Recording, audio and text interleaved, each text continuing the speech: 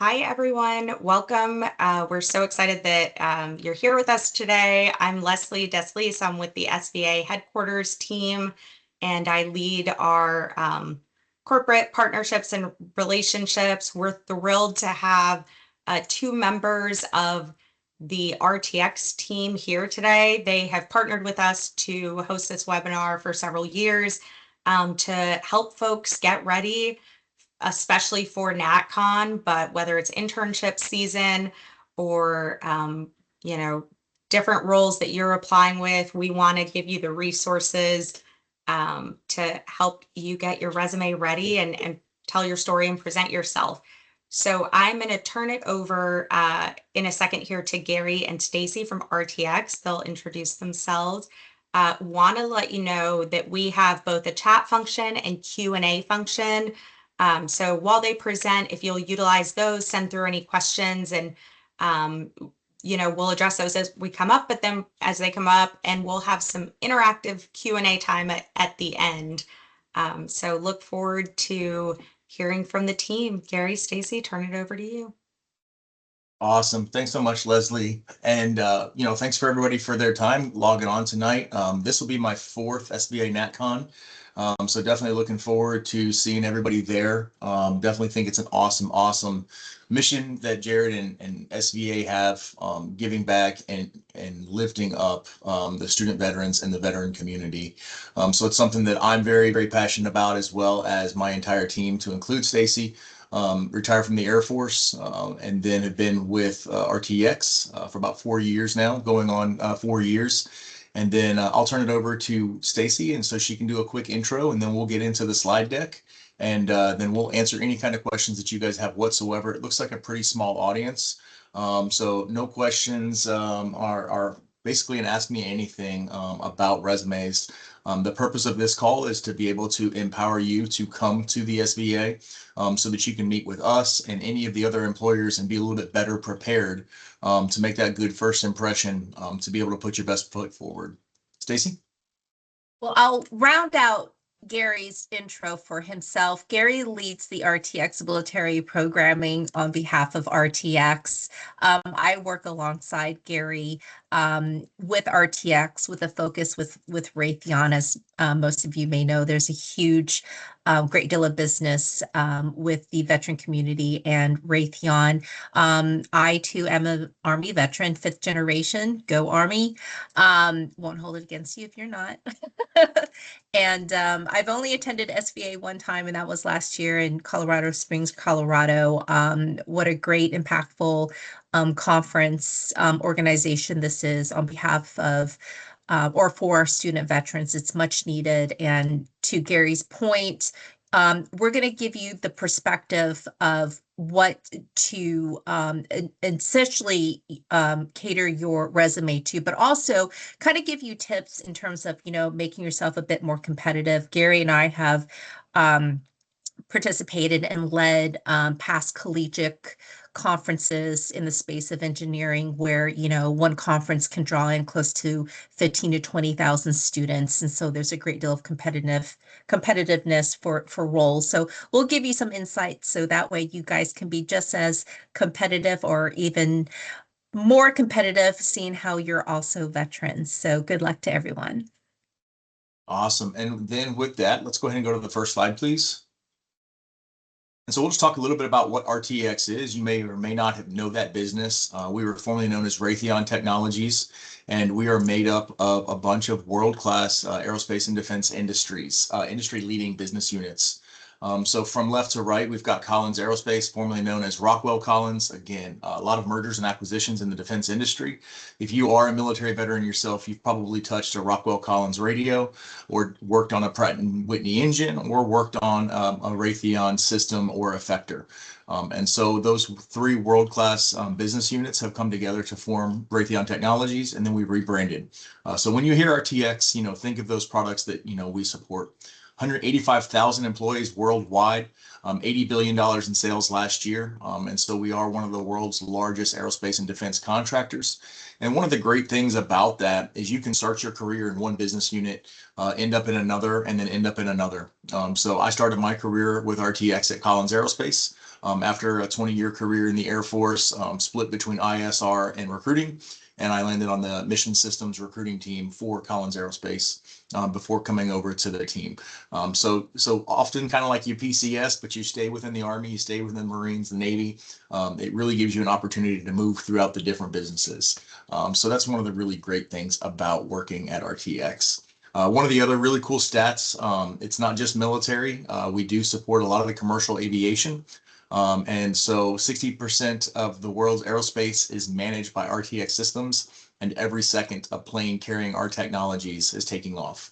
So definitely a world-class organization, lots of room to grow, and we love being able to do awesome things like this, reaching out to our military community. Next slide, please. Again, not gonna continue to talk about RTX because we really came here to talk about you guys and your resumes to be able to answer your questions. But again, that's just a little bit about our company, from aircraft engines to integrated systems and everything in between. If you get on a Boeing or you get on an Airbus, you're getting on one of those planes, but you're probably sitting in our seats, using our systems when you activate the lights, when your luggage is getting transported around, from the time that you go to the lavatory. So it's really cool to see different engineering feats that we have on commercial aviation, FlightAware app. That's part of Collins Aerospace. So really, I learn something new about our business every single time I travel to a site or talk to a new engineer. Next slide. And next slide. All right, so what we're going to talk to you about today is your tailored resume, and why you need to have a generic resume and a tailored resume, and what specifically a tailored resume is. So what is it? Is a resume that markets your skills, experience, and education to a prospective employer and entices them to schedule an interview. That's the bait, right? If you like to go fishing, your resume, a good resume, is a good piece of bait. So that you can get into that screening, so you can get into that interview to ultimately get that offer and maybe competing offers. That's the best case scenario for any kind of candidate, transitioning military person, graduating student, looking for an internship, looking for a full-time opportunity. You want multiple interviews and you want multiple offers. That's the holy grail right there. This resume is something that's going to represent you in the best light and convince the employer that you have what it takes to be successful in that position that they are looking for and you have applied for. It needs to be very concise to be able to show the recruiter and the manager that you're qualified for the specific position. So if you're interviewing for XYZ position, you want to make sure that resume is tailored to that position and isn't talking about everything that you did in the Army and everything that you did in college and everything you did after you got out of the college or the military. It needs to be specific and tailored to the experiences that manager is looking to hire. And so the things that it is not a static document that is one size or fits all, something that should cost you a lot of money, if at all, and something that looks just like everybody else's that you know. So what you don't want to do is just turn in your generic resume that is not tailored to that specific job requisition. When you hear requisition, it's something that I wasn't used to or hearing, but if you hear requisition, that's a job posting. That's just a fancy term for job posting. Next slide, or Stacy, do you have anything on that? All right, next slide, and I'll let Stacy take that one. So here we're looking at the main components of a resume, right? Gary touched on the fact that, your resume isn't static. It should be probably a hybrid of maybe more linear, non-linear, right? Depending on the job that you're applying to. You always want to start off with a heading. I cannot tell you how many times as a recruiter, the heading of a resume did not include contact information.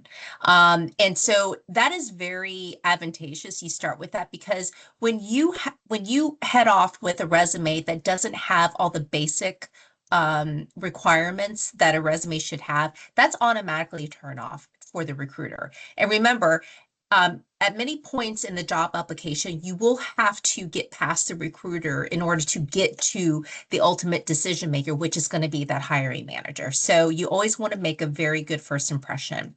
So the experience here, you've got the main bullets of what you need to specify in your experience.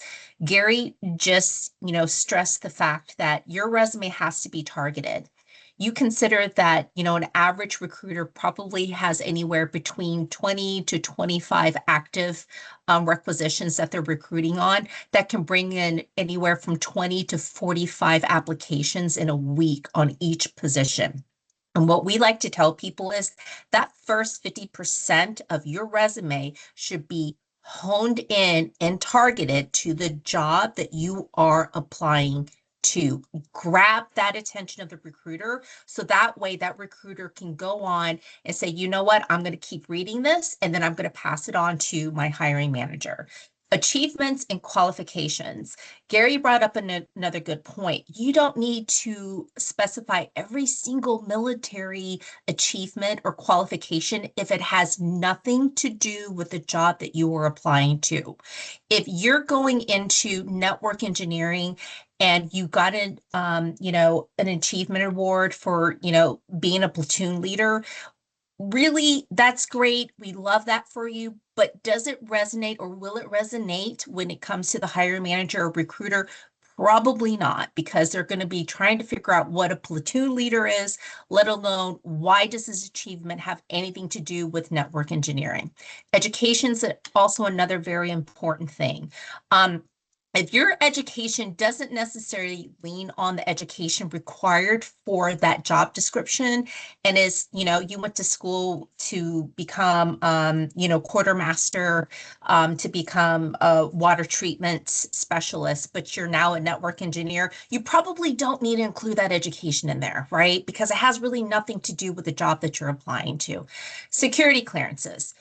You must state what active security clearances that you have. And furthermore, if that job requires an active security clearance, state it underneath your heading. Have it front and center. And if it's active, you need to state that. If the role that you're applying to says must be able to obtain, which usually means that you need to be a U.S. citizen, put in your heading, able to obtain a clearance, U.S. citizen.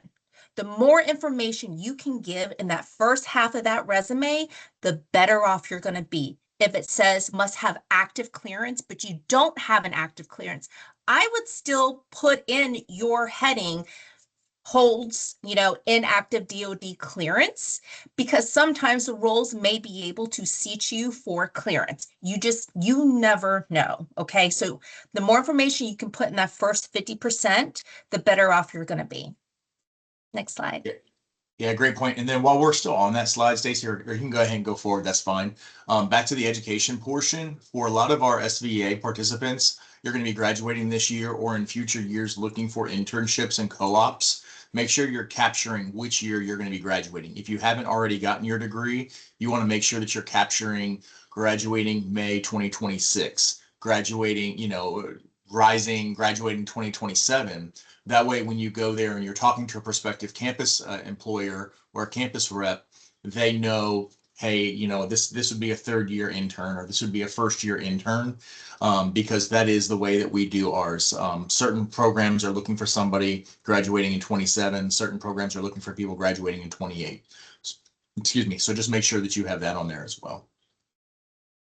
Laying the foundation to the strong resume. Again, going back to those previous slides that we talked about, building out that generic or that all-encompassing resume, and then getting down to your tailored resume, okay? So you want to be putting all of your experience onto the generics. That way you can look at a job rec, and we'll talk about the basic requirements and the preferred requirements a little bit later in this presentation. But then you can start taking away and adding from your big bank of accomplishments and experiences. But your strong resume is going to be in plain language. You want to make sure that you are not overwhelming people with information, but it's super plain, easy to read. You're going to align the format to the company culture. So if you're going to be applying to a company like RTX or a more professional Fortune 50 company, then you want to make sure that you're not using abstract fonts, colored backgrounds, images all over the place. You just want to make sure it's highlighting you in a professional capacity. And then you want to make sure that you're writing clearly and consistently, and you want to spell check, spell check, spell check, and grammar check. That is the biggest thing of A, making sure that you're representing yourself well, and B, not making the same mistake that I made my first go around and putting the wrong phone number down. So that was a bad first impression for an employer, but hey, learn from my mistakes. I didn't get the job, but I gotta, hey, fix this.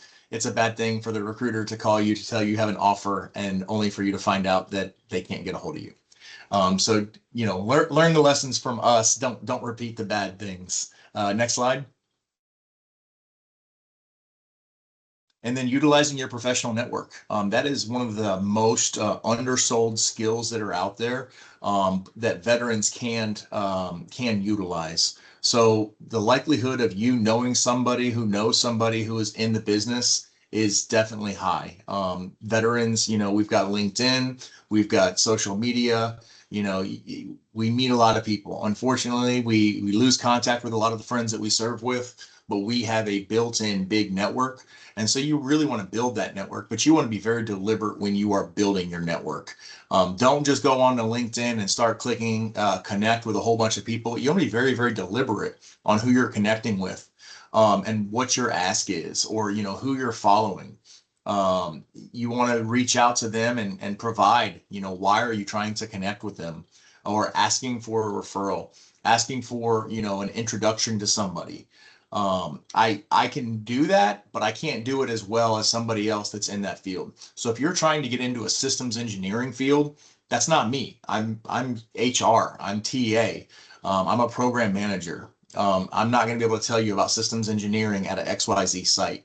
That's where you got to do your homework. And again, be very, very deliberate on who you're trying to connect with, who you're trying to network with, to find those mentors, coaches, and sponsors.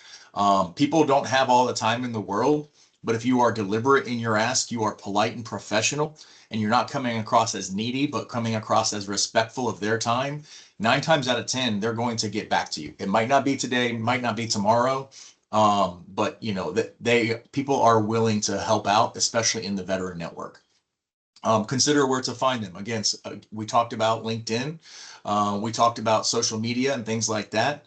But really, if you have those developed relationships with people that you've served with, or people that you've gone to college with, professors, different mentors that you had, those are the types of people that are predisposed to helping you out, to referring you and introducing you to people.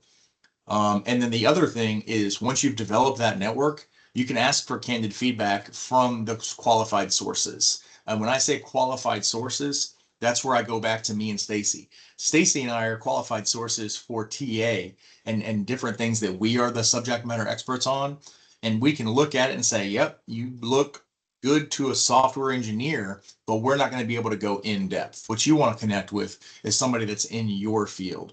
If you want to be an HR TA, then we'd be the subject matter experts. But if you want to go into life science, or if you want to go into engineering, business development, things like that, you really want to reach out and be very deliberate on connecting with the people that are in those realms, because that makes them a qualified source.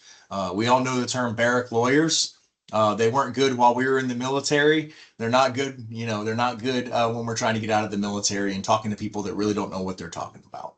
Stacy, do you have anything you want to add to that? No, you're absolutely right, Gary. And I will tell you this, Gary and I probably get hundreds of LinkedIn requests and chats, and you've got to be really intentional with that. So Gary and I, working in the space of HR, we can't make a referral. I would love to be able to make a referral for you, but we can't do that. It's not compliant for us to do that. So I actually schooled a gentleman who was looking for a role in El Segundo, looking for a sysadmin role. And, I told him, you can go through almost every single one of our RTX, TA personnel, and they're probably posting up the same LinkedIn social media post, but it doesn't mean that they own that requisition.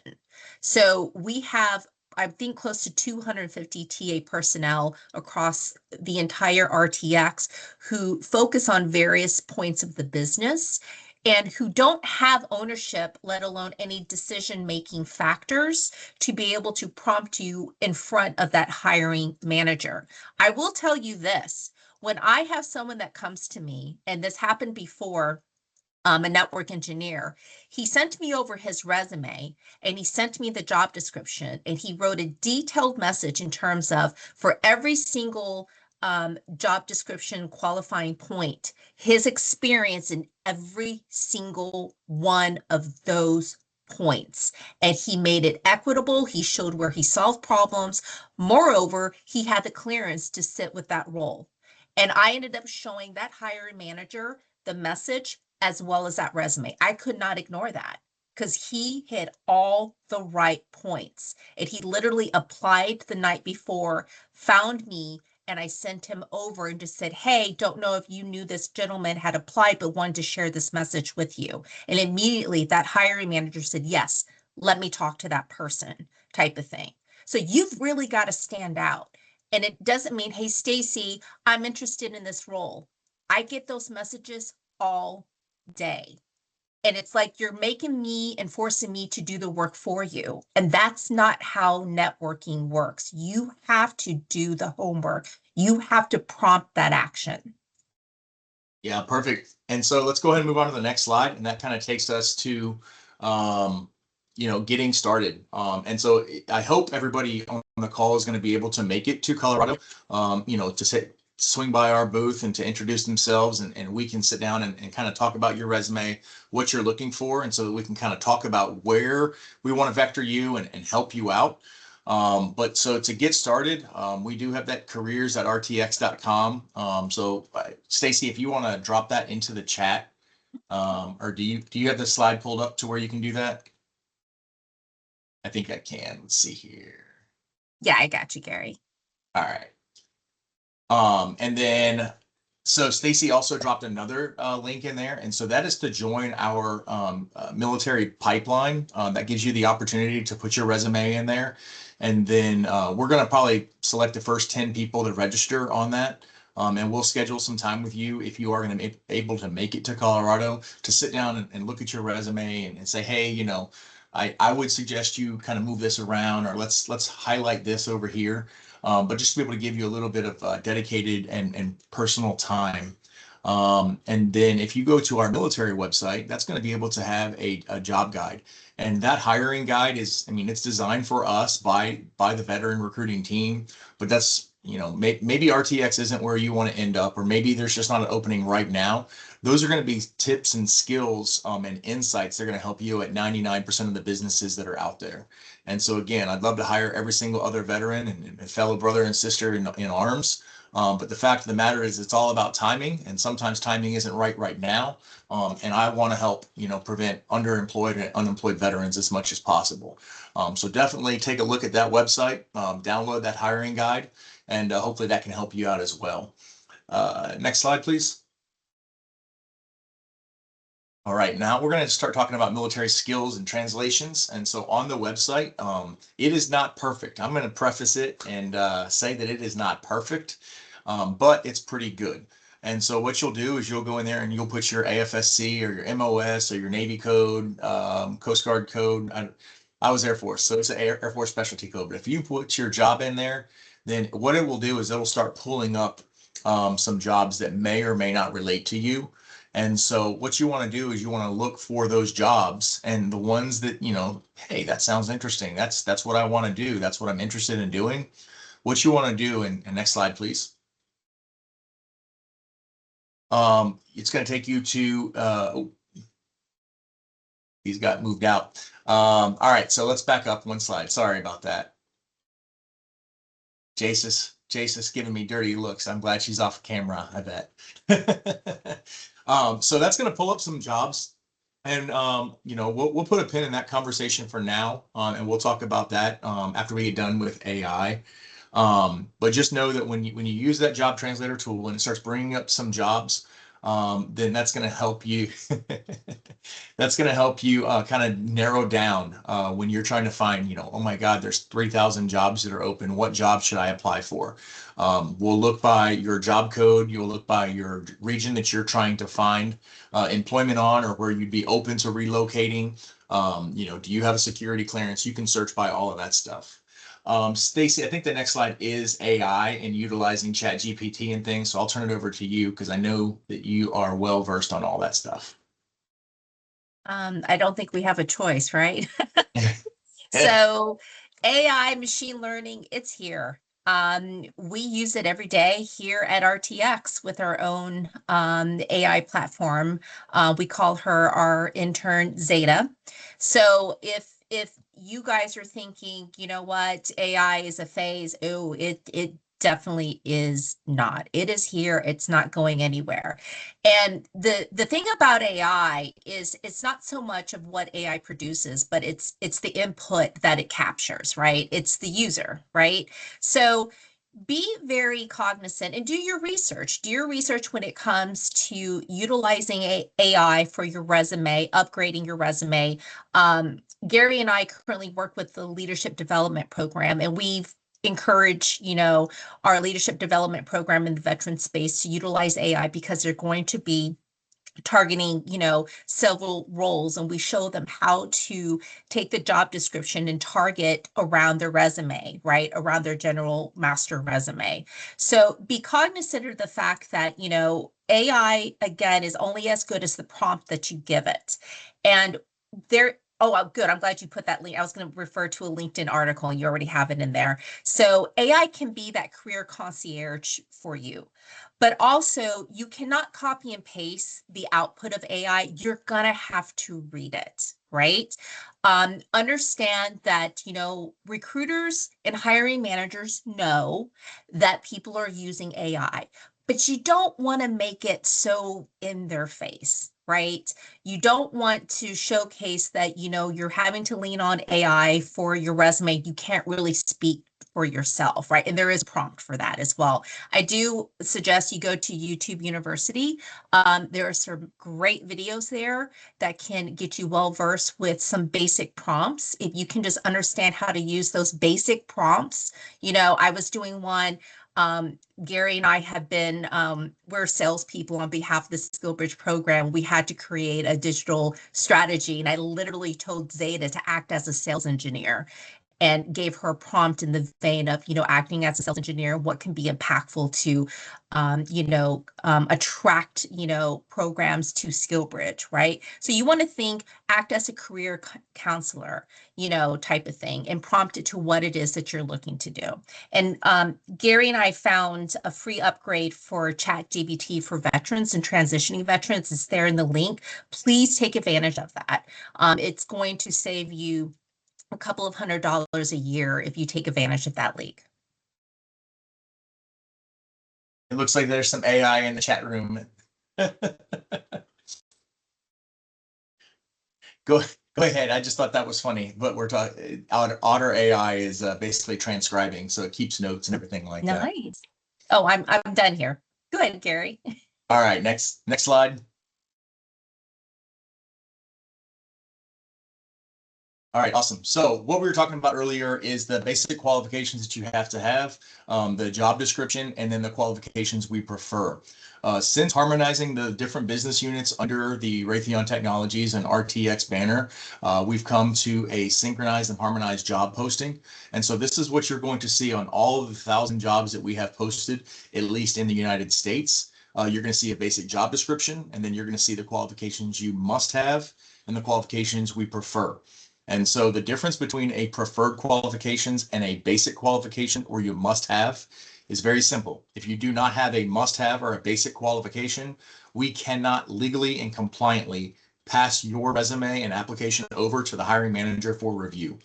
And so if the job is posted out there for a certain compensation grade, it would require a certain education level. And so let's just say for an associate director, it's going to require a certain amount of education and 18 years of experience with a bachelor's degree. And so if you have 12 years of experience and a bachelor's degree, I cannot compliantly pass you on and you would be dispositioned. And so that there's a reason for that. It's, we're a defense contractor. We have to do everything compliantly because we want to make sure that we are judging all candidates based upon their merits. And we want to make sure that we're being fair and compliant to the best of our abilities. So if you do not have the basic qualifications or the qualifications you must have, you are wasting your time and getting your rec count high. You don't want your application count to be crazy, crazy high because then it doesn't look like you're being serious to the hiring manager and to the TA team. So you want to be laser focused on jobs that you meet all of the basic qualifications. And then once you find those jobs, you're going to move on to the preferred qualifications. Now, if you don't have the preferred qualifications, that's okay. But the more that you have, the higher you're going to rack and stack on a TA slate that we present to our hiring managers. The way that we are judged, maybe informally or, formally, is the types of candidates that we pass over to our hiring managers. Now, we are very busy as, TA and recruiters, but our hiring managers are super busy. 99.9% of their time needs to be focused on their actual job and not on the hiring process. And so what the TA's job is to do is to present 5 to 10 candidates that are absolutely awesome, top of the barrel candidates. And so that's the way that you can set yourself apart from the other candidates that are applying for that job, is by having all of the preferred qualifications. So in this instance right here, if you had all of the SIGINT experience, you came from one of those Air Force specialty codes, and you knew about the DCGS system, that would have you basically qualified. But you maybe didn't participate in a fellowship, you have all this stuff over here, then that wouldn't disqualify you from applying for that job. So you have to have the must-haves. You don't have to have the preferred, but there's more and more of the preferred qualifications that you can represent on your resume, the higher you're going to move up in the pecking order of those applications. Stacy, do you have anything you want to add on that? Yeah, Gary, you hit a good point about over applying. So one, we don't have an AI bot that dispositions applications. I will tell you the number one reason why people get to disposition really quickly is they don't read the job description. That's what it boils down to. If it says that you need a TSSCI poly day one and it's not in your job description, or you're not in your application or your resume, you're automatically getting dispositioned by the recruiter. So we don't have an AI bot that goes in and dispositions automatically on behalf of TA, or talent acquisition rather. And in terms of going in and kind of throwing spaghetti up against the wall to see if anything sticks, you are really judged on that. The recruiter can go into your profile, and ours is a Workday ATS system, and they can look at all the applications that you submitted, and it is not a good look. We had one person that submitted in over 127 applications, and the hiring manager said, no way. Because that's a very poor reflection that you're not qualified for 127 jobs. I'm not, and I work for the company, right? So it's just a bad look. It just shows that you're being a little bit careless, but more importantly, you're wasting your time and you're wasting their time. Yeah, absolutely. And so any kind of business like RTX, or any large employer, and frankly smaller employers as well, they want people that are laser focused on that one specific job and they're super passionate about it. We don't just hire people that are qualified for jobs. We want people to be very passionate about the work they do.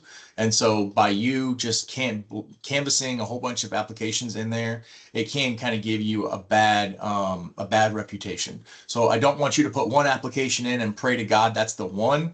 That's not a good one.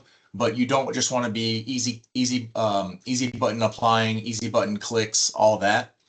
You really want to be dedicated and laser focused on maybe 5, a max. You should have no more than 5, maybe 10 applications open at any given time. Or otherwise, it's going to kind of present that maybe you're desperate for a job. It's not going to be a good look. So we want to get laser focused on jobs that you are overqualified for or elitely qualified for. Stacy, anything else on that?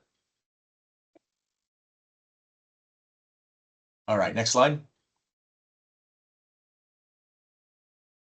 All right, and this goes back to kind of the very beginning. We have that generic resume, and we have tailoring your resume. And so that's when you are going to take your generic resume and you're going to bump it up against those preferred and those basic qualifications. And if anything in your resume doesn't speak to what this job is looking for, we really want to minimize that to maybe just a few lines, and they need to be the best and the most impactful things that you did outside of the experience needed for this job. And so that's where, if you won top NCO, things like that, you want to equate, that's fine. But you want 90% of the things that are on your resume, on that tailored resume, to be talking about why you would be the best program manager, or you would be the best software engineer, or you would be the best accounting and finance lead that we could find. So again, super focused.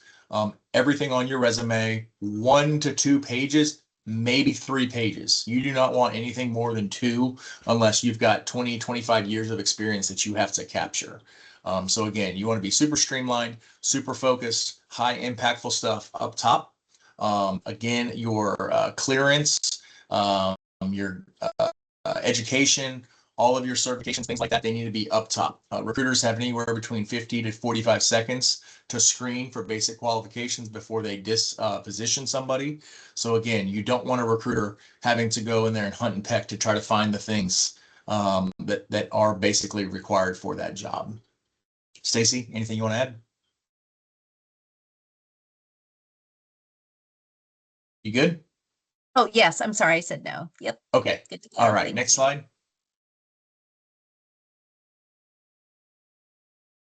All right, and then back to ChatGPT. And so these are just some of the prompts that you can put in there. What Stacy said earlier was you do not just want to put in a job description in the ChatGPT and have it spit out, because then your resume is going to look like probably 50% of the ones that were out there. But it gives you a really good template to start with. And then you start kind of customizing your experience into what ChatGPT spits out. Stacy, is there anything you want to really go high level into this? No, I think you hit the head on the nail with these prompts. This is literally like screenshot it. I don't know if SVA is going to send us a PowerPoint over, but this is spot on. Like if you're ever going to start somewhere using ChatGPT to tailor your resume, because I tried it, this is spot on. So again, like Gary said, use it as a think tank partner. Let it produce what you prompt it to, and then go back and just add your personal touches to it. Awesome. Next slide, then we'll talk about kind of online presence and LinkedIn. So some of these are going to be best practices for LinkedIn. Depending on what occupation and what kind of industry you're going to be getting into, LinkedIn is almost a requirement or a definite, force multiplier. It allows you to network with people. It allows you to get ask for mentors. It allows you to follow companies that you're interested in. So maybe you're interested in RTX, maybe you're not. Maybe you're interested in another business that's out there. What it allows you to do is go look at that business, follow that business, and then you can start getting insights from those different business leaders.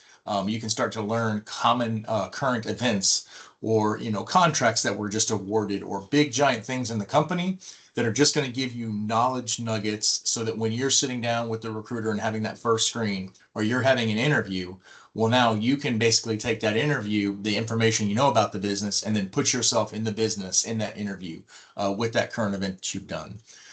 So again, going back to the LinkedIn, you want to craft the headline and summary. Again, same kind of storyline here. You can utilize AI tools to do that. You want to make sure that you have a professional headshot. Do not have, the worst thing that you could probably do is have an unprofessional picture. The second worst thing you can do is have no picture at all.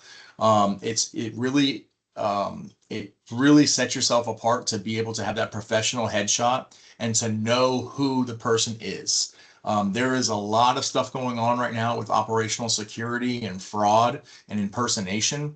And so to be able to have a headshot that looks like on your LinkedIn picture, and then when we have a video interview to see the same person, it's like, okay, this is a legit person. So that's gonna make you stand out. I honestly don't even reply to messages with people that have unconfirmed profiles or no profile picture at all. You want to showcase your achievement in civilian terms, okay? You are all probably out of the military now. This audience is probably out of the military, and it's definitely a part of us while we were in the military. But that chapter is kind of past us, and that's not who defines us anymore. It built us into who we are and the values and the experiences that we had. But you don't want to be known as Master Sergeant Halstead or Chief Petty Officer or CSM this. You want to be known as Gary. You want to be known as Stacy. And you can represent, your time in the military, but you just want to make sure that you're utilizing civilian terms. So try to do as much research as possible. And what is your position in the civilian world? There is no flight chiefs in RTX. I was a flight chief. There's not a flight chief at RTX. There's managers, there's senior managers, there's branch managers, things like that. So just make sure that you're utilizing civilian terms and acronyms to best define, your experience, but not your position in the military. Avoid overusing buzzwords, specialized leadership or creative. These are not bullet points on a 1206 or an EPR or OPR. This isn't, we're not writing an awards package for best soldier, best sailor. You want to kind of take away some of the red line monotony is what I would call it as a flight chief. You just want to take away flawlessly executed, blah, blah, blah, blah, blah. You want to say what you did and what the impact to the mission was. Ultimately, every single hiring manager is trying to hire the best person possible to positively impact the bottom line of that business. So if they build sprockets, they want to find the best production engineer there is. If they're repairing radios, they want to find the best technician there is. So just make sure that, you're trying to capture yourself and show the amount of impact that you had on your unit or the last employer that you had. You also want to engage with industry leaders and recruiters. Again, that's the importance of LinkedIn, following those companies, doing webinars like this that we're doing right now. That's only going to, build out your knowledge of those companies and potentially interact with some of their recruiters. Stacy kind of hit it a little bit earlier. Sometimes you'll see a post out there saying, we're looking for XYZ technician or engineer or leader in McKinney, Texas. Sometimes they'll say, message me if you're interested. That is the recruiter right there. But sometimes they'll just, somebody will be posting it. But if you see message me, apply and message me, that means that's probably the recruiter for that. And that is one avenue to contact TA. Using AI to customize your job applications. We've already talked about that and how LinkedIn has AI tools built into it. If anybody has transitioned in the past 12 months, I believe you get 1 year of free LinkedIn Premium. So that's definitely something to take a look at if you're eligible for it. If you're not eligible for it, I don't know if it's completely worth the money. That's something that you need to make a decision on your own. But there are definitely some cool AI tools that are afforded to you in the premium upgrade. It allows you to receive recommendations and endorsements. Again, this is an awesome way to make you stand out amongst your peers, or when you're trying to transition, of getting those endorsements from people you have worked with, that have worked for you, or that you have worked for.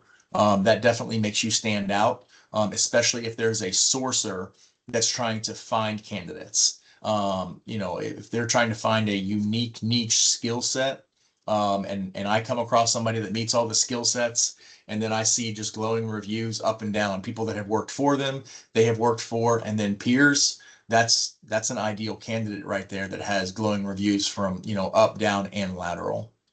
Stacy, anything on that?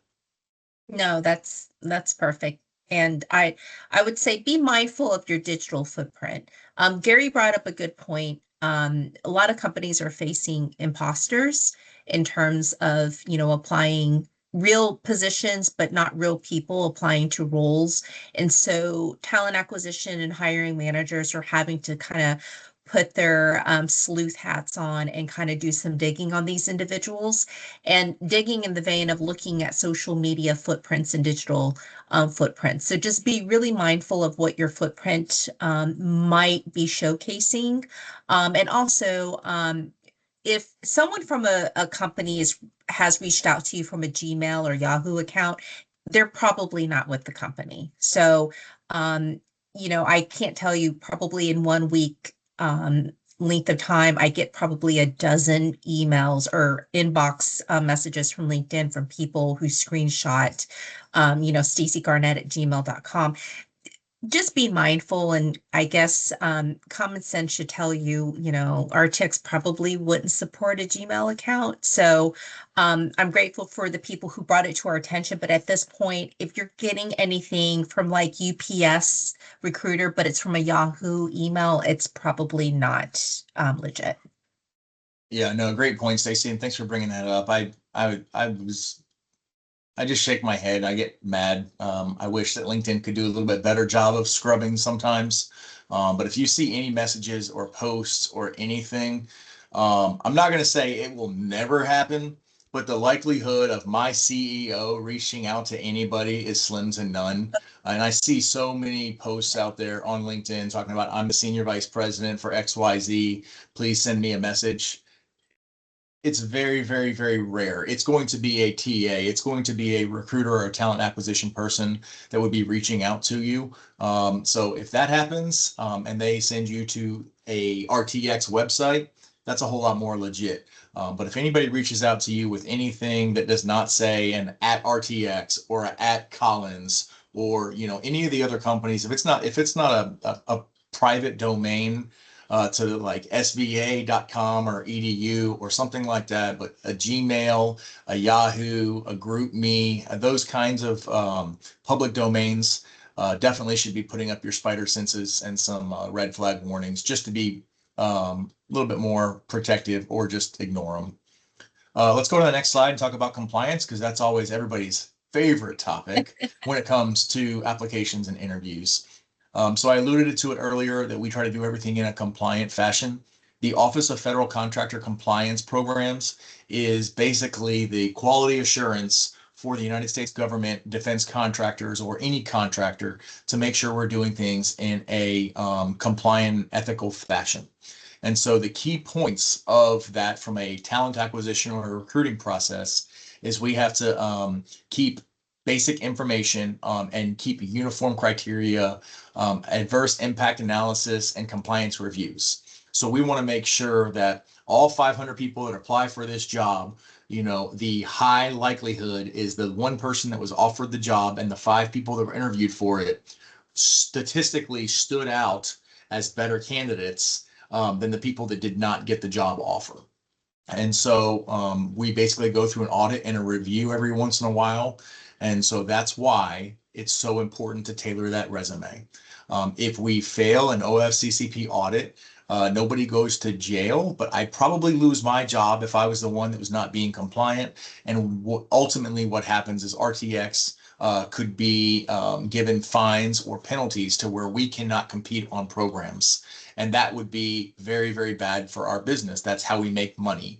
And so, in order to stay compliant, we put in standards, and basically those standards are the requirements to do the job and the preferences to do the job. So that's why it's so important to look at the job descriptions when you're doing things, and to making sure that you are basically qualified for that job and that you are capturing as much as the preferred qualifications that you can.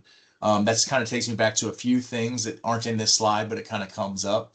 The bots that Stacy talks about, we do not currently have bots that disposition people, but we have some really, really sharp recruiters that go through and are looking for those basic qualifications, and they're being dispositioned or closed out or denied. And so that's where the misperception that, there's a bot that, he read my resume and it got rejected. If you got rejected at RTX, you either did not get reviewed or you did not meet the qualifications, the basic qualifications. Stacy, any question or anything you want to add on that before we move on to just basic questions and answers? Yeah, I know you guys probably won't have your run-ins with OFCCP the same way that Gary does on a weekly basis in terms of making sure we're compliant, but these are non-negotiables for any federal contractor. We may love your personality and know you on a personal level, but we cannot just say, hey, this person's a great fit because we like who they are. No, you've got to meet those LCAT requirements, labor category requirements, in order for us to compliantly hire you on. Yeah. So one of the questions that pops up every once in a while when we talk about compliance and kind of the impact of it, this is very dry stuff. Nobody likes to talk about compliance. But the reason why it's important is if you see a job posted out there, let's just say, for instance, you spent 20 years in the military and you've got your master's degree and you've got all this XYZ experience and you see a job posting that's out there and it says, the basic requirements for this job is a bachelor's degree, 2 years of experience, and you're like, oh, I got this. That's great. That's great. Well, then we move on. We see your experience. You are a preferred candidate. You have everything that we're looking for. We do the basic screen. We say, hey, Gary, what kind of salary expectations are you looking for this job? Oh, well, I'm looking for XYZ. And the recruiter says, okay, well, I'm going to annotate that. However, this position is probably not going to be able to get to that point. The reason why it's important to look at the years of experience is because the more years of experience that are required for the job, the higher pay grade that it's going up. So just like the military has E1 through E9 and O1 through O10, we've got our pay grades. And so the higher the pay grade is, the bigger the compensation is, but also the bigger the years of requirements are. And so if you are blowing through all of your preferred qualifications and basic needed requirements, there is a potential that your salary expectations are not going to line up with what that job is banded at. And that job is posted at that certain pay range. And we cannot go outside of that pay range because and say, okay, well, we're going to open this back up as a 2 pay grades higher to compensate you. We can't do that. That's not compliant because the job was posted as a certain pay range. So that's just something to kind of think about when you're looking at different jobs on what you're applying for and what your salary expectations are. Stacy, anything you want to hit on that before we move on? I do want to talk about location because I know some of the students may see internships that you may be, in New York, going to school in New York, and there's an internship in Massachusetts. If you are cognizant of the fact that the location for the internship or the entry-level position is in Massachusetts, but you're currently residing in New York, put that in your resume, willing to relocate to where that job description's location is. Because unfortunately, some recruiters may say, well, Gary's in New York, he's not going to want to work in Andover, So again, it's all about you not leaning in on the fact that you got to get that recruiter to continue to guess. You got to give them more reasons to want to pick up the phone and call you after they've reviewed your resume. Yeah, great points. Great points. So that kind of takes me to the conclusion of OFCCP and our pre-drafted presentation. And what we want to do now is kind of open it up to the rest of the audience and how we can best prepare you, A, for a screening, B, interview, getting you ready for an application, but most of the part, get you ready for SVA in January.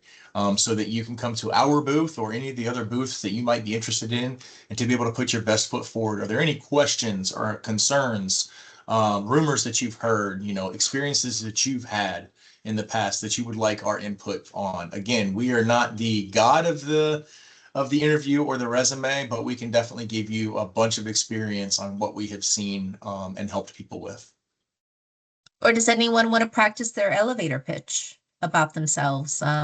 We love it when students approach us and they say, I'm so-and-so, I'm currently in my third year with an emphasis focus of, such and such engineering. I'm looking to, do the following jobs. Elevator pitches are something that will definitely have you stand out.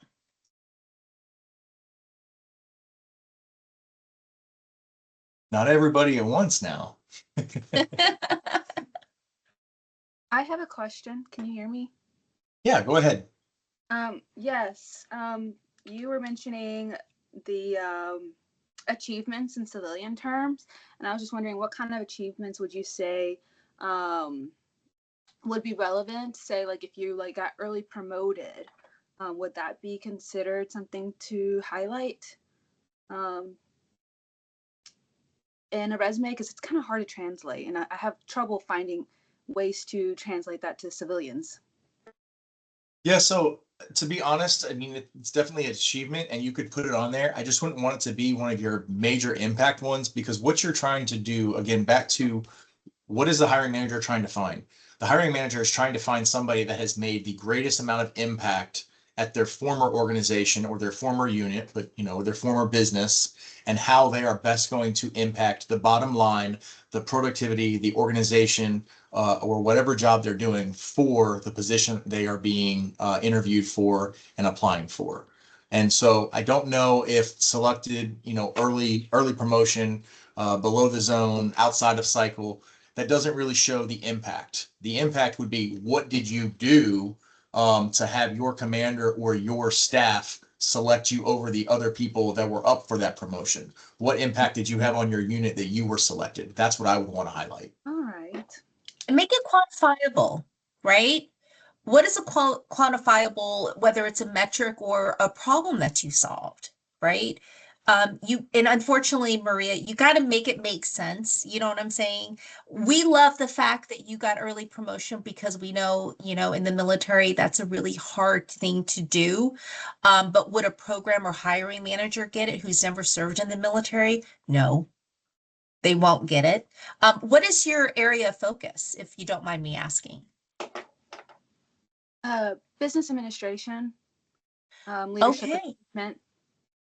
So since you're focused in on leadership, you've got to showcase how you solve problems as it resonates to the type of roles that you're going after, whether it's HR, it's accounting, and that's probably what you got to figure out, right? Where do you want to be a leader in? I have an MBA as well, and I was previously an accountant in the military. I never thought I would go into HR, like ever, right? And that's the great thing with the business administration, degree. It can take you everywhere, but find some place to land, but make it quantifiable, make it more impactful in terms of what you were able to solve.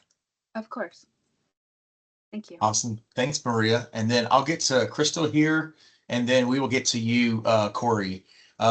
Crystal was asking, how do we build a tailored resume for SBA when we don't know which businesses? It looks like Leslie just dropped all the other businesses that are there.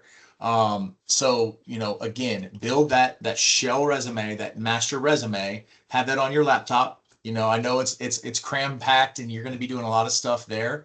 But when you get the final registration, you see all the businesses that are out there, then go to their websites. Every job that we have at RTX is posted on our external website. That goes back to the compliance thing. And just show up and say, hey, let's just say somebody here is from Dallas, or they wants to be in Dallas. We've got a bunch of campuses in Dallas. We've got Fort Worth, we've got Richardson, we've got McKinney, we've even got some actual in Dallas proper. And so you would want to show up and say, hey, here's my resume for, XYZ. I'm really interested in this position. I've applied for it. That's going to make you stand out over the candidate that walks by and says, what is RTX? Well, that's already a strike. Everybody's got a Google phone in their pocket. You can Google whichever businesses that are there. You never want to walk up and say, what does your company do? Or, you can walk up and say, hey, I know you guys are really involved in XYZ. I'm really interested to learn more about, how my degree can help. That's a lot softer of a question than what do you do? So don't make that mistake, but then start, soft editing your resume for some of the positions that are there, and to be able to tailor it in. But any job that we have is going to be posted out there so that you can tailor your resume and apply to those internships, those co-ops, those full-time roles. I hope I answered your question, Crystal. Thank you. One other question. I do tons of volunteer work. I belong to American Legion. I belong to AMVETS, kind of all over the place. But how do I best showcase my volunteer work as it applies to my accounting and finance? Currently, I'm a treasurer for my veterans club on campus. I also work volunteer at the church as a money counter. So I'm counting money, verifying checks, all of that stuff. Put it that as a goes with- job bullet and put in there that it's volunteer. And Okay. again, what's the problems you solved? What's the actions you took, and make it quantifiable? Absolutely. Yeah, because it's really relevant to, oh, hi, I see your kitty. It's relevant to, Yeah, he likes cat people. I'm a crazy cat lady. I'm sorry. It's very much relevant to, you know, the type of roles that you're going after. And I'm going to tell each of you a little secret too, by the way. I never worked so hard as I did at a conference when this young lady walked up to me and had a tailored resume to the 3 roles she applied to at Raytheon. And she had a stack of resumes, and each of them had Lockheed, had Boeing, had Raytheon. And there was something in me that was like, heck no, I'm getting you in front of that hiring manager, because she came prepared. She said, this is the requisition number, and here's a resume that I cater to that requisition number. And I remember walking that resume, and I dragged her along with me for 10 minutes trying to find this hiring manager while he was on lunch, because there's something in us in TA and HR, we're competitive. And if you, Crystal, and everyone on this call, you owe it to yourself to do your research to see what organizations are going to be there, and look at the roles that are currently open and have a resume ready and catered to that. But yeah, no, absolutely. Volunteer is a very, very big thing, and you do want to capture that. It just doesn't want to be the highlights or the majority of your resume. But well-rounded leaders are something that every business looks for. We love hardworking people that want to give back to their community, because that just makes a well-rounded person. So definitely capture all of your volunteer work in a line or two, or you can even have, I've seen resumes that have volunteer or personal achievements, things like that. Let's go to Corey. Hello, everybody, and thank you guys for hosting this webinar. First and foremost, my question I have is, coming out of the military, prior experiences 4 years, but after the military, 15 years in pharmacy, and then I've been a disabled vet, now a full-time student in a totally different field, which is computer networking, cybersecurity. My graduation date will be 12 of 2026. My question is, how do I go about having no prior experience in IT to navigate putting that into a resume, as in being open to internship, just to gather experience from that? So how do you go about translating something that's not the current field and catering a resume to entry level? Do you currently, have you sat in any internships? I have not. Have you been working on projects? Whether it's in GitHub or? Well, I'm working on a project with another young man who is on LinkedIn. We're on LinkedIn together, and he's basically catered his projects. What we're doing is we're looking at job descriptions that are in IT, and our project is to go into AI and say, hey, how can I create a project to meet this skill level and practice these things, you know, doing certificate work or just, you know, free online things showing, hey, you know, I don't have the experience, but based on the experience required for this position, I created this project to say, hey, in order for AI saying, hey, in order for me to meet this, how can I do this without actual experience? So our project is making networking and setting up a network in a project. And, but, you know, it's just like AI. So it's like problem solving, you know, to get the experience that would be required for a position. That's a great start. And what I would do is, everything from, creating any type of requirements, capabilities, working out of JIRA, the more systems that you can write down in terms of what you use to work out that project, put it in there, put in the problems that you solved. We had a gentleman who wanted to become a cyber engineer and was trying to get into his very first internship. He only had about a year and a half of school, but he had on there, he built an at-home skiff. And it blew the hiring manager's mind because he sat there and he could talk about what he did to build an at-home skiff. And it wasn't necessarily the experience, Corey. It was what he was willing to do in his own time to be able to have a better understanding of the role that he wanted to be able to capture, type of thing. So you working on those projects, those are legitimate experiences. I would also encourage you, so internships can happen throughout the entire year. Internships just don't happen in the spring or the summertime. We have fall internships. We have winter internships. You know, get with a local company, a mom and pop company. I see them all the time. They'll have like remote internships for the fall because they're wanting to leverage, cheaper labor, so to speak, but also be able to bring in, bright talent that could possibly solve problems for themselves. That's legitimate experience as well. And then field are you trying to get into? Did you want to go into cyber, you said? Well, that's the end goal, cybersecurity. But of course, like the networking plus, the A plus, CCNA, working with Cisco, just getting my foot in the door is basically like all that. I just need a chance. I just need the opportunity, because I do believe that my work speaks for itself. So I just need the opportunity to be able to put my feet in the door, and the possibilities for me are infinite.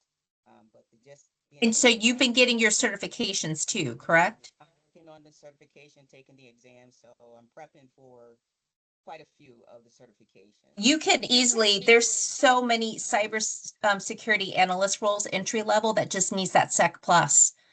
So I don't discount the smaller companies that are willing to give you a chance just because you have your Sec Plus. Seriously, you got to start somewhere. And I know that's hard to hear sometimes, right? Because you came from a background of leadership and a can-do spirit, but you got to start somewhere. And the beauty, Corey, in cyber, you're going to quickly move up, quickly, right? 4 years from now, I'd probably be talking to you, you might be a cyber engineer, right? Which, they make buku amounts of money, right? I feel like I got into the wrong field. I should have became a cyber engineer. So I would also just take your courses, your classes too. If you want to dive into AI, machine learning, scripting, AWS, put that in there too. Certifications in your field is a big deal, and that's what's going to get your foot in the door. Okay, Yeah, I would add everything that Stacy's. Oh, go ahead. I'm getting crazy feedback. Is that me?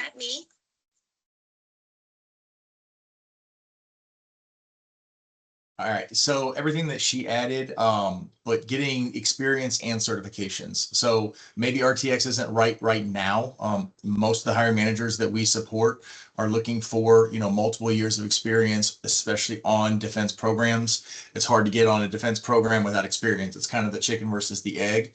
But any experience, any internships, any volunteer work, any community work, anything that you can do to build your resume, and then come back to us, down the road. Maybe today isn't the right fit, but tomorrow is, kind of what she was saying. So just get as much experience as possible to build out your portfolio, and to fill out that resume so that, you're ready for those analyst positions and the senior engineer positions down the road. Okay, thank you, guys. Thank you, Corey, and best of luck to you also. It's a big transition, I know, but it definitely sounds like you're very dedicated and ready to tackle that. Any other questions? Maria? Hi, me again. I've actually been going back and forth on whether or not when is a good time to apply for jobs if you're just I guess about a year out from graduating, because right now all I have is an associate's degree, and you can't really leverage a good salary when you have the difference of an associate's degree and a bachelor's degree. So if I were to start interviewing now, how do I navigate that?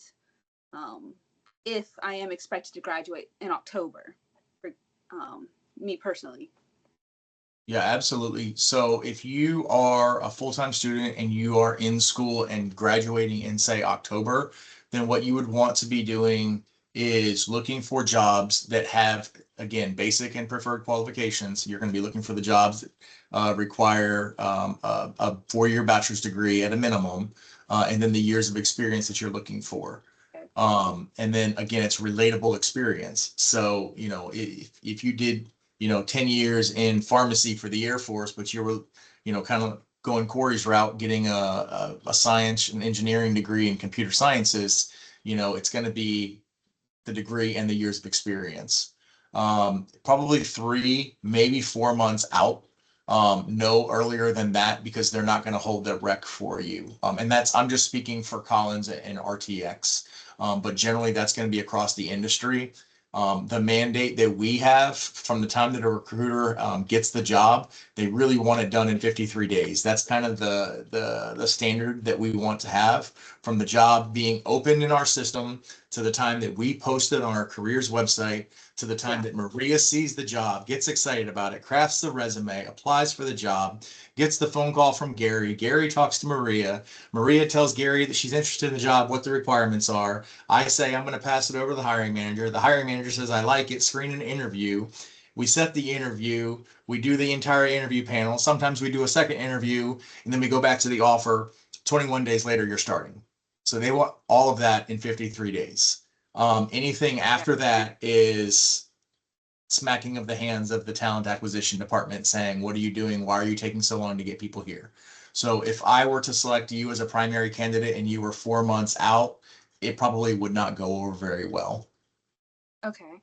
So say, since I am going to NatCom and I am going to meet all these different companies and with my resume, how do I go about at least, I guess, getting myself out there the right way? No, great question. So you show up to the booth with a list of jobs that if you were already graduated and you had your degree and you wanted to start tomorrow, hey, these are the jobs right here that I'm super interested. I know that I'm probably not the ideal candidate for this job right here, but what is the churn, or how often do these jobs open? And you sit there and you talk to people and you say, I'm really, really interested in this job right here. Is there any way that if another job opens up maybe next October, that I could be considered? Can I hand you my resume? Can I do things like that? Can we network? Can we connect on LinkedIn? You can always ask for those, and those are the types of people that persistence pays off. I was just on another call, 50 strong organization. This guy named James, he's been, politely bugging me for the better part of a year. He's not getting out until next summer, but I mean, we connected, I think, back in 2024. Okay. But you know what? That guy was persistent, but he did his homework, and he was never rude or, pushy or anything like that. And finally, I knew exactly what he was looking for, and an opportunity arose, and he seized it. And I think that he accepted his offer to join us, in this upcoming summer of 2026. So if you are polite, you are professional, and you are dedicated to that company, and you make a name for yourself, a positive name for yourself, that is always, that's back to that elevator pitch that Stacy was talking about. Show up to that booth, whether that's ours or somebody else. Talk about, I'm Maria, and this is why I'm really interested in your company. This is the value that I'm going to bring to you. It's the XYZ is my passion. Know something about that company, know lots of things about that company, whether they just got in our case, that you just got a big contract, or, what the purpose, what the passion for the company is. Just know about that company and show that you know about the company. That's really going to make a good impression on, myself, Stacy, the TA people that are there, but ultimately you want to impress the hiring managers and the stakeholders. Okay. Yeah, I love that. And then just one last thing. If I were to apply to a position that only require an associate's degree, and then I do finish my bachelor's degree while in that role, how do I go about navigating, I don't know, negotiating a different salary, or do I apply for a different position? You would probably want to apply for a different position. Stacey, you can add into that. I have not seen anybody get their degree and then get an in-band promotion, in my experience. Yeah. I thought about waiting. I thought that's the smart thing if I'm about to graduate in October. Yeah. You're graduating with your undergrad or your associates in October, Maria? My bachelor's. I finished. Oh, you know what you really should be doing is looking for those summer internships and see if when you apply to those summer internships and start talking to people to see if there's a full-time role that sits behind that internship. Okay. That may prompt the hiring manager to consider you because that would be cost savings for them. Yeah. At the end of the day, that's what I would be doing. Okay. Thank you. But yeah, definitely look forward to meeting you, Maria, if you're going to be in Colorado and kind of talking to you about. Awesome. Well, I look forward to seeing you. It looked like, oh, there was another question. SVA Club, Irvine Valley. Hi, good afternoon. This is Cynthia. I'm one of the student advisors here at Irvine Valley College. A lot of our students, student veterans who will be attending Colorado are actually applying for to transfer to four-year colleges now in anticipation for a bachelor's degree. So one of the questions I got was, is it too early to even be networking with the hiring people? And if not, what can we do to kind of establish a relationship with them so that we're still on their radar when they do get their bachelor's degrees? No, excellent question. And I would answer that as no. It's never too early to network. It's never too early to, introduce yourself and to get aligned to a business. I would only say it's too late sometimes. If you need a job tomorrow and you start trying to network today, it's too late. So I think a lot of your campus leads were there last year. I sat on a patio at the campfire trying to stay warm last year with a couple people from Irvine Valley. So they were great kids. So I'll give them some kudos from last year. But yeah, start that networking early. And again, ask for those referrals. Follow people on LinkedIn. Again, I can't be the SME for everything. I don't know everything about Raytheon or Collins, but maybe I can make a referral to somebody that knows somebody who knows somebody.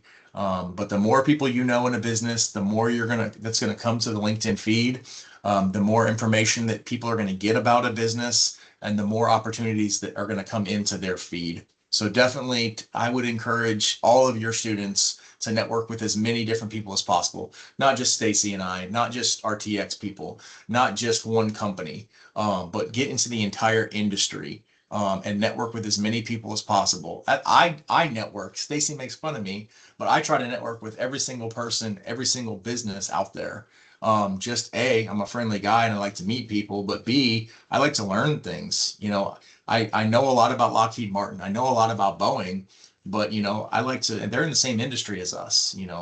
If something happened and I needed to call somebody else, or sometimes I get into something that I don't know what's going on, I call one of my friends that, yeah, we're competitors on certain things, but at the end of the day, we're just trying to help each other out and help more veterans. So I always network with people, and I would definitely encourage all of your students and all of your campus leads to network with as many people as possible. Thank you, appreciate it. Our group is, we're doing a group, we're watching this in a group right now at the Veterans Center. So we're getting a lot of information and look forward to seeing you in Colorado. Awesome. And Cynthia, encourage your students to also have requisition numbers that they've either applied to or are interested in. Gary's right. He will hit the pavement. I'm like, I'm good. I'll stay at the booth and I'll talk to people while he's on his third Red Bull. But if someone comes to me and says, hey, I applied to this job, I at least can have a requisition number. And if I have my RTX phone, I can at least look at the requisition on their behalf and see how it lines up with the resume that they uploaded to at least give them some insight if, hey, you might not be a good applicant for this role, but let's look at other roles, at RTX you might be a good fit for. But give the, people at the booth something to start off with, a role or roles that, your students might be interested in. And we love those job ID numbers. Okay, thank you for the advice. I'll let them know.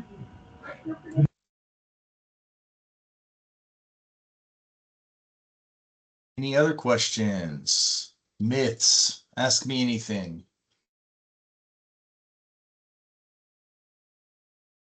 So you guys, are you working on your elevator speech for yourself? Maria, you better have one. Corey, yours should be pretty easy. I was actually going to ask you about that. I definitely will have one ready when that time comes. This is all like a learning experience for me because I have not gotten into the looking for jobs. I was just stressed about finishing the degree. But now that I'm getting serious about that, yes, elevator pitch. How do you recommend us like going about that? You know, don't want to bring too much like of our military stuff into it, but obviously depending on the company.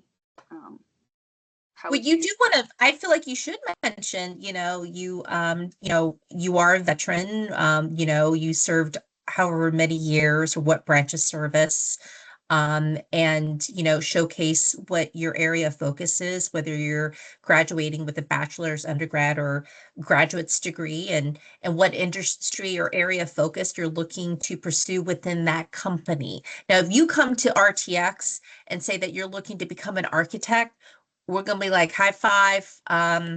That's cool, but we can't help you out, right? So you want to be cognizant of who it is that you're talking with and make it really relevant to that company and their area of business.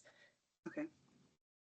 Yeah, and maybe some people have heard about elevator pitches, maybe some people haven't. Maybe that's not kind of hit on. But what an elevator pitch goes back to is the amount of time that you're in an elevator with somebody. That's where the phrase originated from. And so what that is maybe that 15, 30 seconds, radio advertisement. Why should this executive or this senior leader, listen to Maria? Who is Maria? Basically it's that verbal resume, that attention grabber, why you're interested in the company and why that company should be interested in you, or setting an appointment or an interview or a time to get to know more about you. That's what that elevator pitch should really be. It's not a 5-minute diatribe over all the programs that you ran, all the deployments that you've ever been on, all the things you've ever done. That just makes people's eyes roll and ears hurt.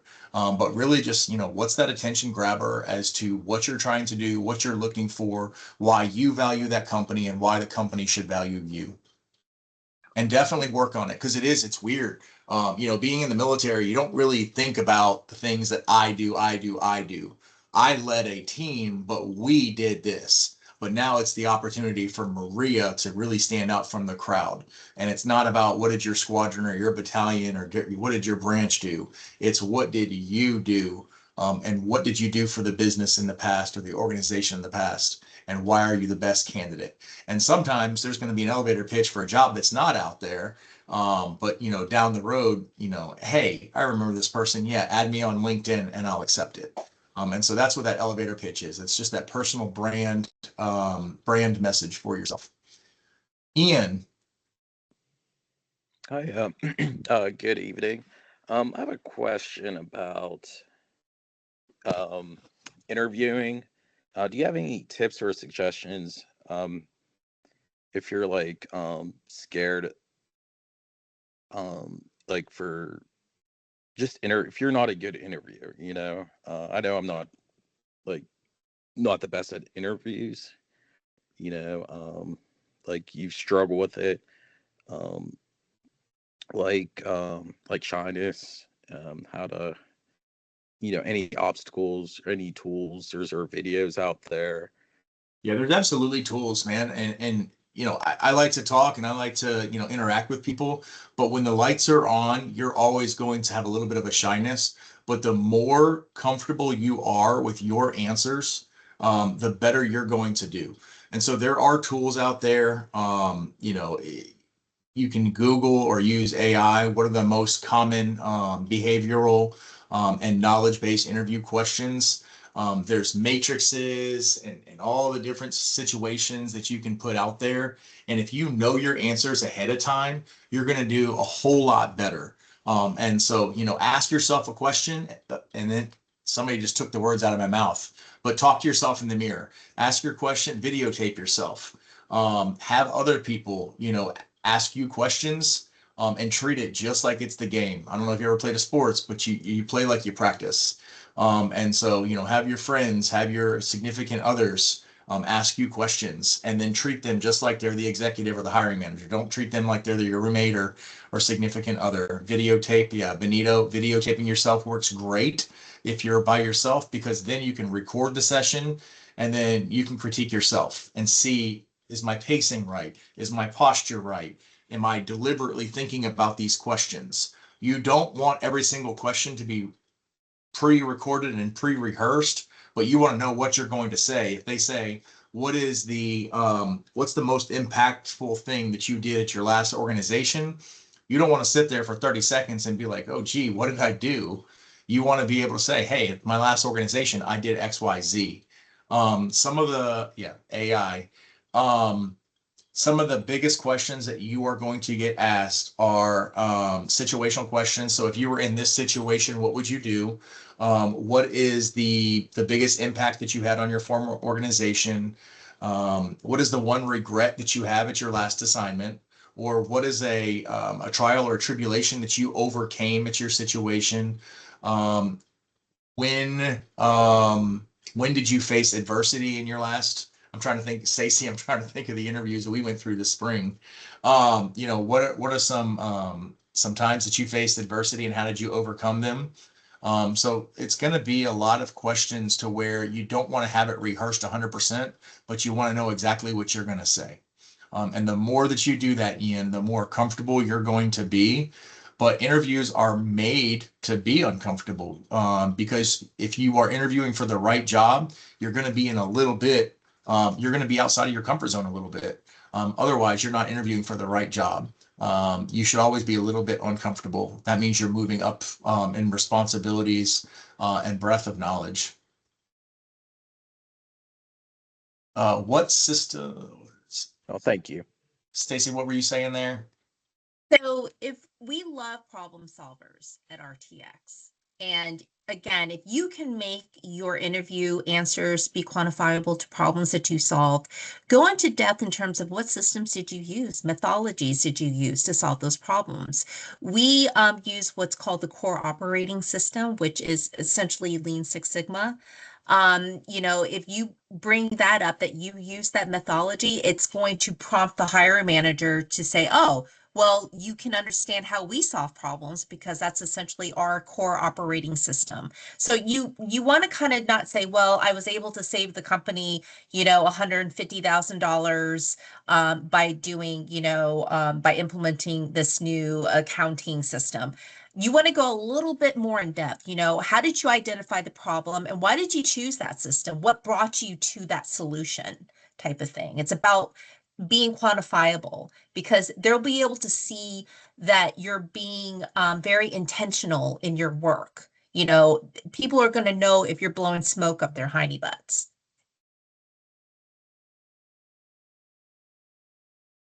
And then one of the other methods, there's many, many methods on how to answer, but probably the most common one is the STAR method. So if you take any kind of situation that you're in whatsoever and put it into the STAR method, so the STAR is, the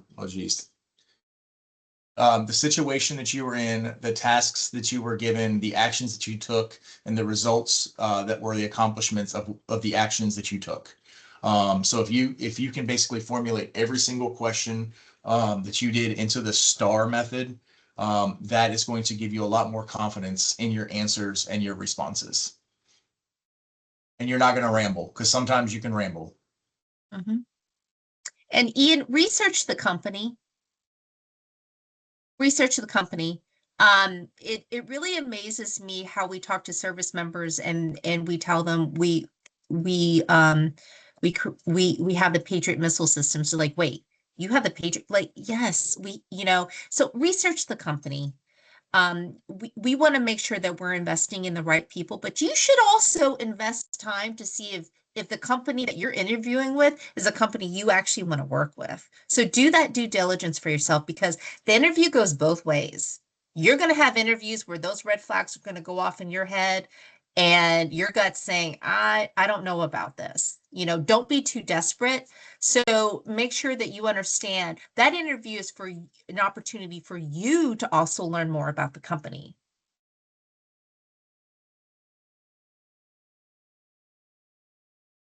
Awesome. Any other questions in closing? I know it's getting a little bit late on the East Coast. I want to get everybody to dinner. Any other last minute questions? Maria, go ahead. One more. Hi. So, with navigating specific roles and jobs that would be a good fit, um, obviously we only know our military roles. So we've never actually been in these new roles. And sometimes you can assume that this is something that you would be interested in and possibly be good at, but to some extent you don't know until you're in the job. How would you go about like trying to navigate that and make sure that you are selecting something that you will fit into? I know you said probably connecting with people, but how would you say effectively doing that? Like for example, um, I, I believe that I want to be a program analyst. Like I have fully set my mind to it because I feel like all my experiences and everything that I do and how I work fits that perfectly. But I've never been in that role. So what I would do is if you want to be a program analyst and you want to go to our website or Boeing's or Lockheed's or whatever your prospective companies are, and you want to look at all of the program analyst jobs that are out there, and there's probably going to be about 700, and they're going to be about 700 different job descriptions, but you're going to start finding key terms that are in them. And you want to start looking and kind of analyzing like, okay, so this is what a program analyst does at RTX. This is what a program analyst does at this company or this company. And then start asking yourself, is this what I want to do for 40 or 45 hours, a week for the 52 weeks a year for the next XYZ amount of years? And if the answer is yes, that sounds interesting to you, and that's something that you can do, for the next XYZ years until you get that next promotion, then that's something that you should pursue. But you already hit it on the head. You need to be networking with people and you want to talk to people that are actually doing this job. That's where the deliberate networking to, the subject matter experts and the people that are doing that job are so vital. I can't tell you what a program analyst does on a business program. I can potentially network you to somebody that does, or, I can look at a job description and probably translate it a little bit better because just like the military has their own acronyms, RTX and the different business units have their own acronyms and slangs. But you really want to network, get mentors, and talk to people that are doing that job, either at the business that you want to do or a competitor of that business or somebody else in that industry so that they can tell you, hey, Maria, like, I know that you think that you want to do that, but maybe you don't want to do that. Or Maria, no, absolutely, you would be perfect for this job. I just want you to know about XYZ or ABC. Okay. But really, really, really building out that network of mentors and peers, that's going to help you out. And that's why, you're not graduating until October. You've got plenty of time to develop that network and those peers. And that way, you can ask a lot of questions. You can say, hey, is my resume good? Do you see anything on my resume that's glaring? Or when you hopefully get that interview, you can say, hey, any tips for interviewing? Or when you get that job offer, you can say, hey, excuse me, is this a fair job offer? Is this salary fair for somebody starting off? I just got my degree, they can say, whoa, that's way more than me. Or they can say, maybe you can push back a little bit. April. Hi, can you hear me? Yeah, loud and clear. Perfect. So my question is, I know in the military, that was my identity. And now that I am a civilian and going into civilian professional world, what are some questions that I could be asking myself to prompt a deeper response of who I am as a person and as a professional? Stacy, I will give you first crack at that, and then I will take that one. April, I think you probably hit the $1 million question for all of us because I think we go through an identity crisis, and I think that's kind of what you're talking to, right? When we come out of the military, because we're often told what we're going to do, when we're going to do it, and how we're going to do it. And then we're kind of given our DD 214. And now we're like, okay, then what? So I did something and I came out of the military in 2002. Some of you guys probably weren't even born, looking at you, Maria. And we didn't have any transitioning services back in that day, right? And I did something that my pops told me to do. He was a retired warrant officer. He goes, learn about your personality. Go do a personality test. because I realized something about myself. My personality resonated on with the military, my identity to the military, right, April? And that's kind of where I started. But I did find a mentor. And at the time, I found a mentor. I was really fascinated with design, retail design. I used to do the windows for Macy's, and I pivoted out of that career and got my MBA, got a real job, and I'm here working with RTX. And I think, and Maria, you were kind of hitting on it as well, and I wanted to kind of, you know, give you this answer too. Your first career coming out of the military will not be your last career. I'm going to tell you that right now. And I hate to say that to people who may be my age, well over 45 years old, because you're still trying to figure out, one, not what you're really good at, but what is it that you want to do? What's the meaningful work that you want to do? What do you want to contribute, and what's going to make you most happy, right? And Maria, I know you were talking, and I'm just bringing you up because you brought up the program analyst. You are going, you're pursuing a degree in business administration, which kind of opens you up to different facets of careers, right? So Gary telling you to find that mentor, that's what you need to do. In April, what I would do, I would start writing down what careers are you either fascinated with or interested in, and seek those mentors. But, get on YouTube University and do some research on your own.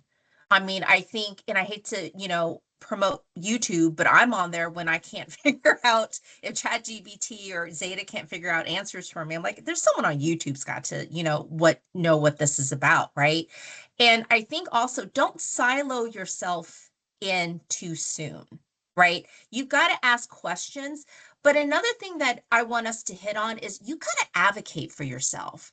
There is something within the military community that we are just not really good at, and that's advocating for ourselves, right?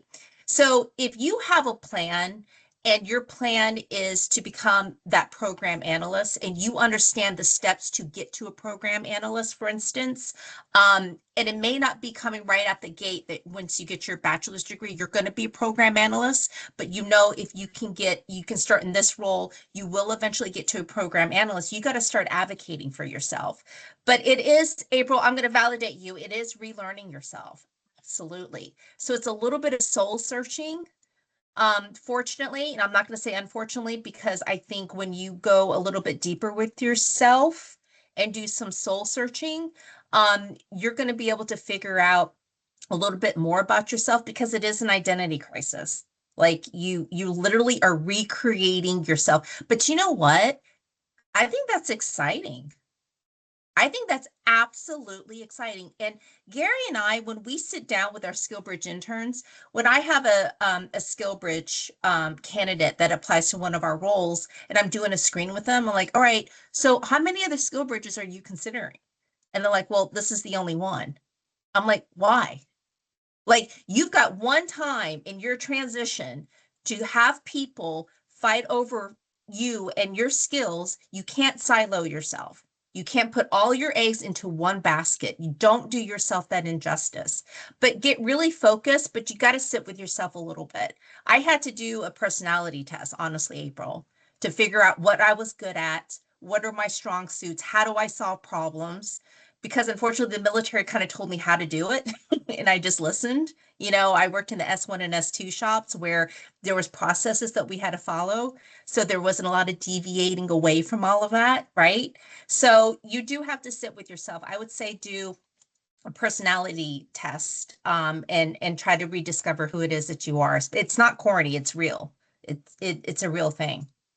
And Jace put a link in the chat to SVA's Advising Center, which has actually been funded and supported by RTX. That's awesome. Which has excellent resources. It has those kinds of skills and interest assessments and career pathways. It takes into account your military service, your civilian work and education to sort of help you identify some great career pathways and some academic steps you can take to get there. Yeah, and I'll summarize everything that Stacy had. She completely hit it on the head, but you're going through a second transition. All the student veterans have probably already transitioned out of the military, and now we're transitioning out of academia again. So it's a life-changing event. I don't want to be a Debbie Downer, but this is not going to be your last job. You just need to get your foot in the door. But this is also your opportunity that your military recruiter and your academic recruiter and advisor are not there to tell you what to do. This is find out what you want to do. What are your passions in life? Obviously, we all have to, earn a salary so that we can pay our bills. But you find out something that actually is passionate about you, or that you have a trajectory to get to where, you're doing something that's passionate. So I was lucky enough to get a skill bridge. I had 10 years of military recruiting, 10 years of ISR platform. And so I landed with, I interviewed at Raytheon. I didn't get the position at Raytheon, but I was encouraged and referred over to a position at Collins Aerospace.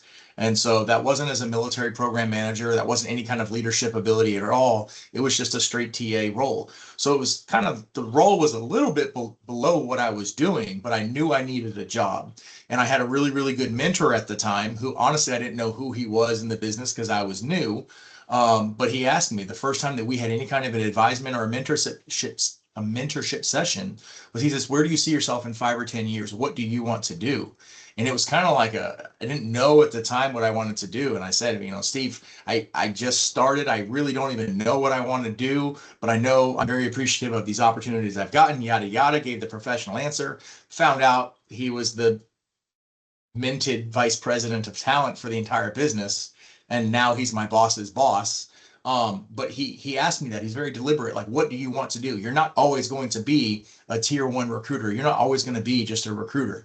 Find out what's your passions. And I told him, I said, what my passions are is helping other veterans out, providing the opportunities to other people that the people provided me is my passion. Fast forward 4 years later, now Stacy and I are in charge of the entire program for the corporation, helping other people out. Now, is this my end role? No, probably not. But it's definitely a position that we have elevated ourselves into, and this is something that we're very passionate about, i.e. being here at 6:45 and 7:45 at night, helping other veterans out.